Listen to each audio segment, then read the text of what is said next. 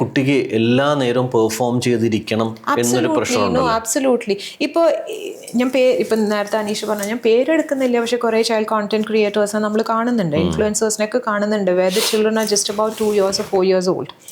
ആ കുട്ടികൾക്ക് എന്താണ് അറിയാം? Do they know what a dark web is or what a virtual space mean? No. They will slowly learn.